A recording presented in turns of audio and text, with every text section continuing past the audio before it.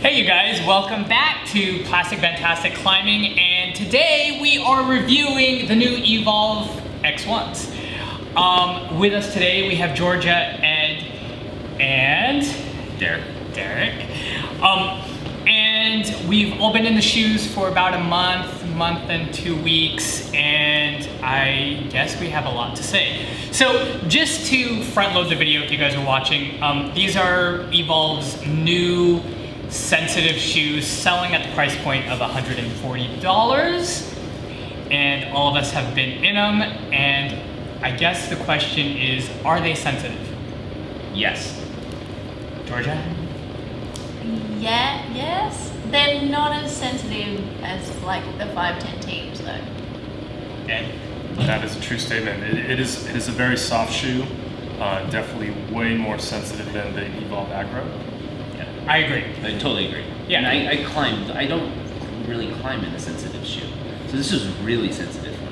Yeah, and so here's the thing. Yeah, so sensitive, soft, so that's what we're really talking about, is that most people who are looking for a sensitive shoe is, what they're looking for is when they step on a hold, they want to kind of feel the hold. They kind of want to feel like the little nugget, they want to feel like the crimp or whatever small thing, granule, they want to feel that at the tip of their toe. And one of the ways that Evolv did that is that they made the midsole super, super thin.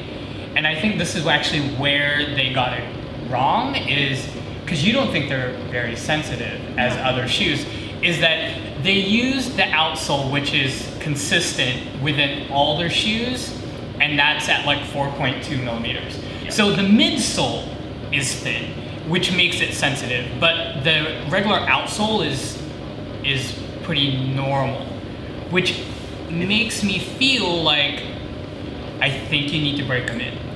I think that's the secret of the shoe, is that once you break them in, then I think you'll get them to be the most sensitive that they're going to be. I don't think that they're sensitive.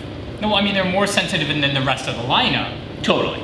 But in terms of like the grand scheme of sensitive shoes like the 510 teams. The teams are so soft compared to the X1s. Like wearing them next to each other, I was like, the X1s don't even feel like a sensitive shoe after wearing the teams, in my opinion. It sounds like I'll never be wearing the teams. Let's just get that straight.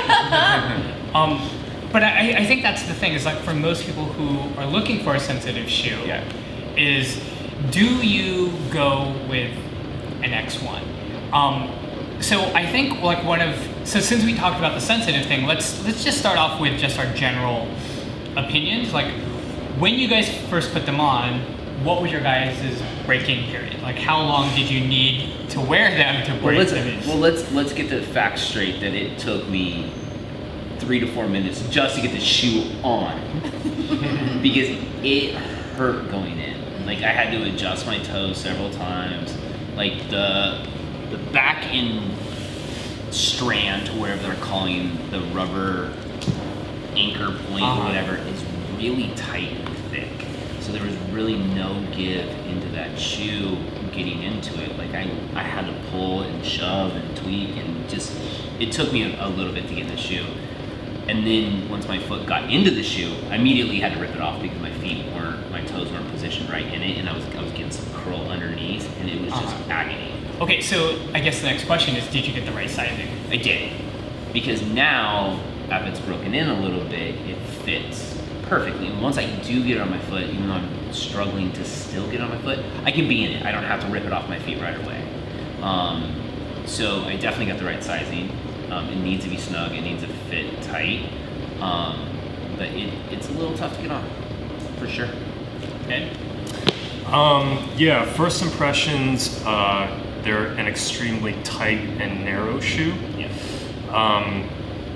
I normally run a size 10 in Evolv shoes, and a size 10 in these shoes definitely made it so that it was like an extremely tight, kind of like competition fit style shoe. I like that. Competition fit. Yeah. That's a good way to put it. Exactly. Like, basically the kind of fit where it's like only good for like a red point burn, and then you pretty much have to take it off.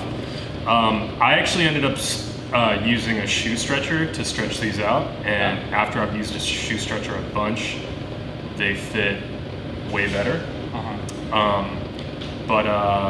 Yeah, it's an extremely tight shoe. So if you're normally like a 10 or whatever size you are in Evolv shoes, maybe potentially consider sizing up a half size for a more comfortable fit.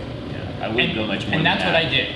Wait. I wouldn't go much more than a half size. Yes. Because then once the heel is so nice once you get into it that if you go too much you're gonna get sloppy heel.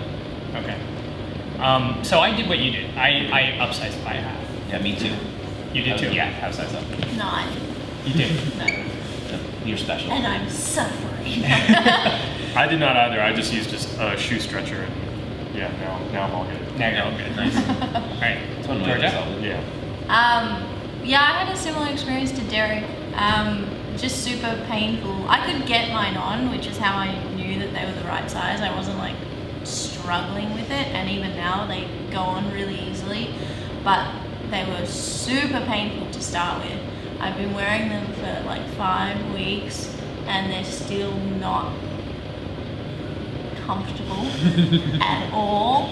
I can last a couple climbs in them, but I still have to like take the heel off. Yeah. But yeah. So, but you went straight sizing, Yeah. and then I went half up, half up, half up.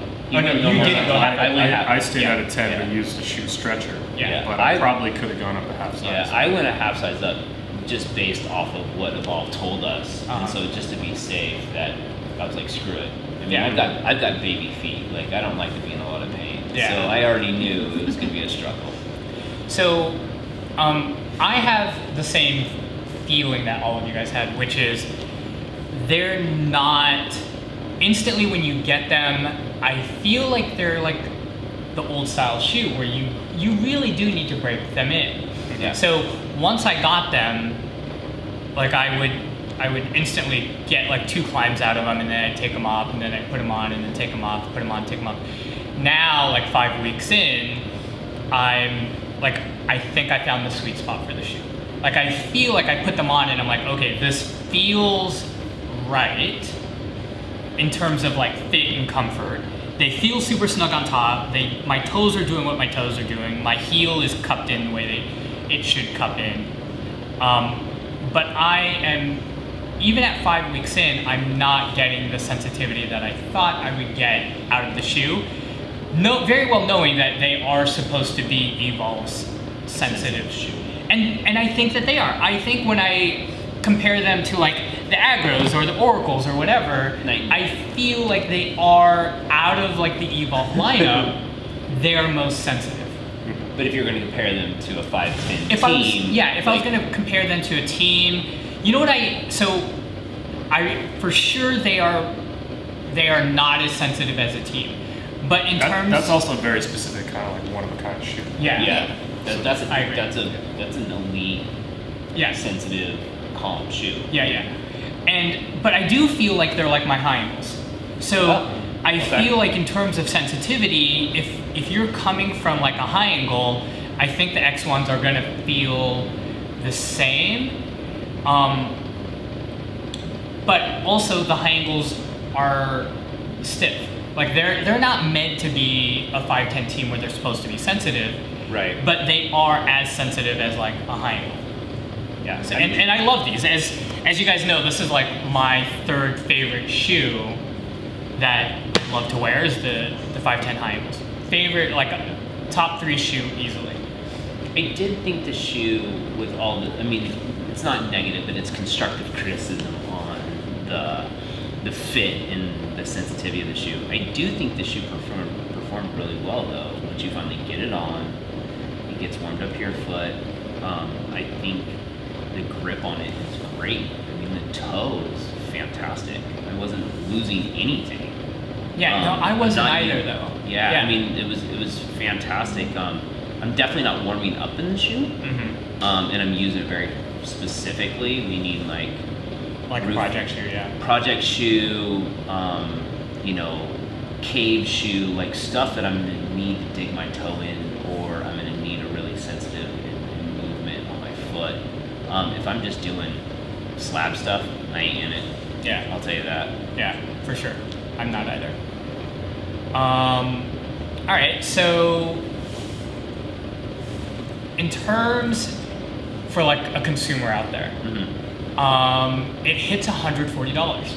Great price point. I think it's a great price point because I feel like I'm getting really high performance out of the shoe. It could, if I didn't know it was 140 and you told me it was 180, I would understand it as well.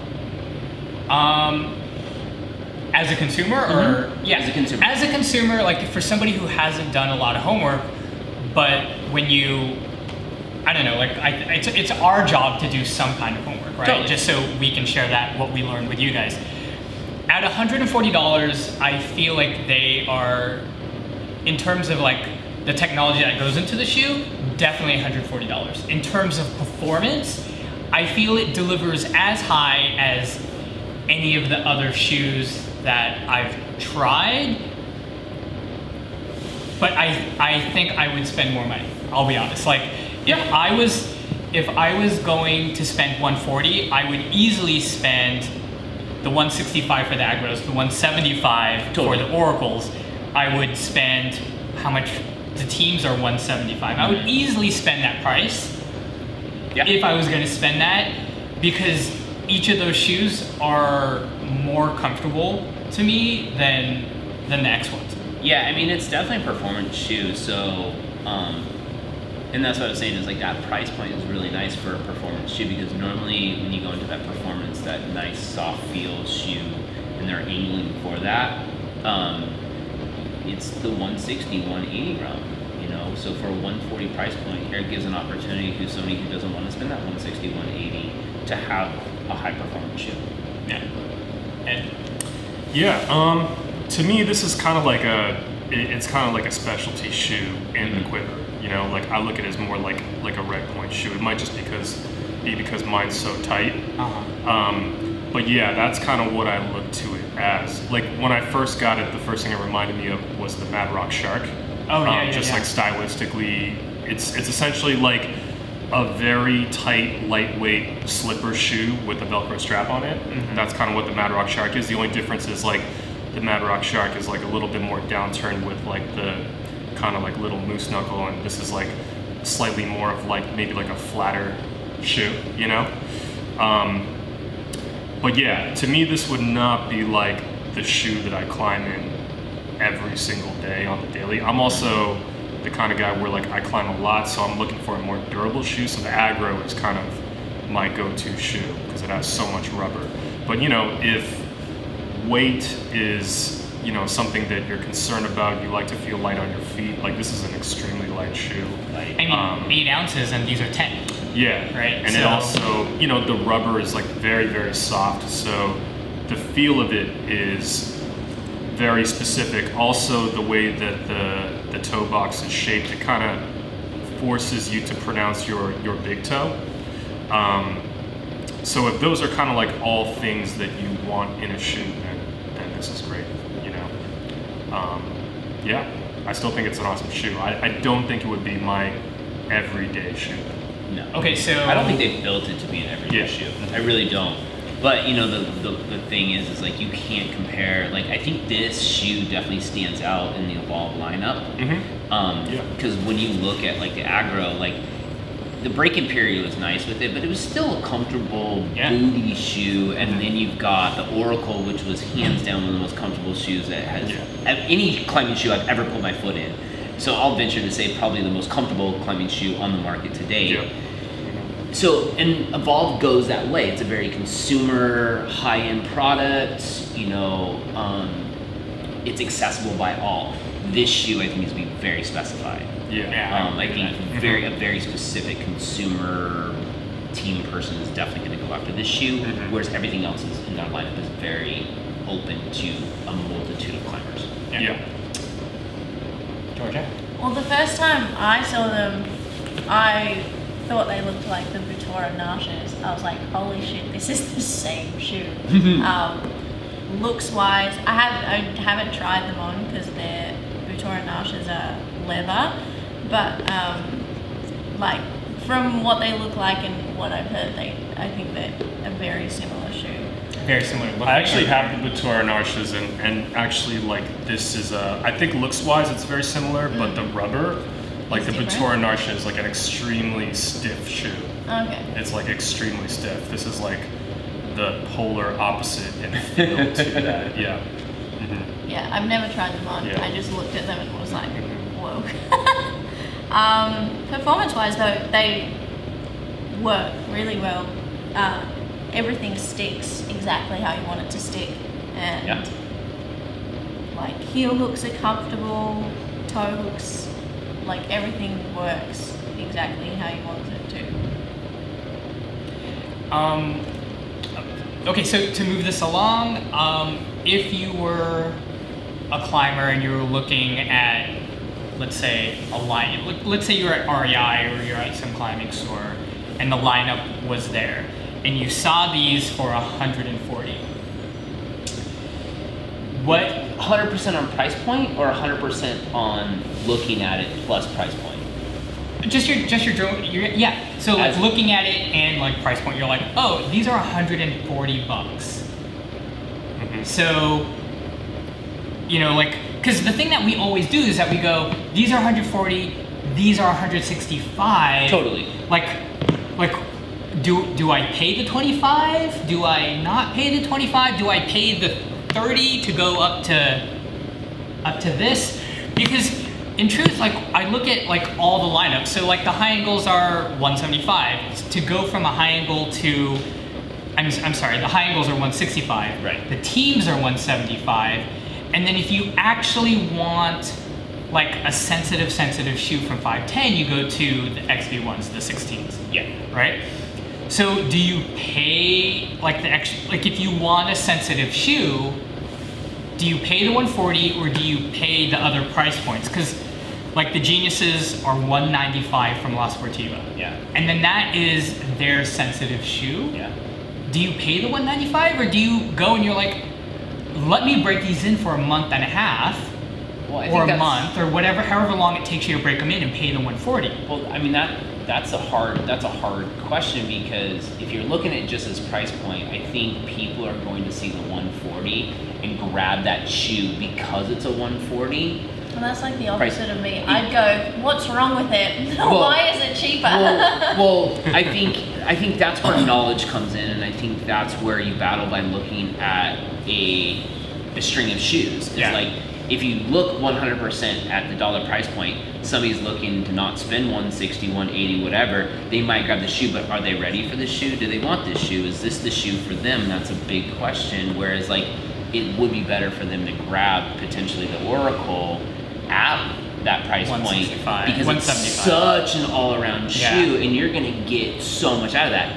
You're not gonna get a lot of this. This is a very specific shoe. So going into an REI or a retailer to pick up that shoe, and if you don't have the knowledge and you pick it up based on price, I think you're screwed. Because you Yeah. might walk out and not get the shoe that you want. Yeah, because So I do think the price does that shoe injustice. So here's what I was thinking, is that everybody knows that this shoe, because I've said this over and over again, this lasted me 2.5 months, right? So the high angles lasted me 2.5 months. My teams lasted me maybe 3, if I remember right. They didn't last me very long either. And I think this is where the difference is I think Evolv does this thing with their rubber where it's kind of like, we're gonna make our rubber last. Yep. And I think what ends up happening is that, okay, so for 140, I will easily pay 140 and then use the break-in period and then have that break-in period and then have them super sensitive. Actually, this is all on premise because I haven't even broken them in to this point. Me neither. But I'm hoping, and maybe what I'll do is I'll just get in touch with you guys in a month from now, is I'm hoping that after another month they get really sensitive and then they feel like a team or a 16 or whatever, because then that 140 seems like a really good deal. I think it's a really good deal. And just to kind of back up, like kind of the good deal about it is one thing I did notice about this shoe is the wear on it is way less. So I don't know if it's because I'm using it. It's probably because I'm using it for very specific projects. But the reality is like the wear on the toe is not as much of a wear as when I'm in the oracles. Like it's holding its shape. Yeah. Which I found to be really interesting. But again, that could be because I'm climbing it less. I'm climbing it, but the projects that I'm climbing in it, I'm digging in on that shoe, so it should wear pretty good. Yeah. So. Well, mine are wearing just like the stitching and the elastic, but I think that's just mine. And I'm like, what am I doing Yeah, to I didn't have these any, shoes? I didn't have any problem with the elastic. Yeah, so. mine's dying. I don't know what I've done to it. Well, cool. It feels like we're running at the end of this. Ed, any last words? I would say that if all you had was $140, the comparable shoes, like in that general range, would probably be like moccasins, right? Yeah. Which Yeah. like 110-ish, 20-ish, right? Yep. Yeah, not downturned and Right. not well. Yeah. I don't know. They're sensitive because they're Yeah. moccasins. Mad Rock Sharks, which is almost like stylistically a very similar shoe, single strap, like a moccasin slipper fit.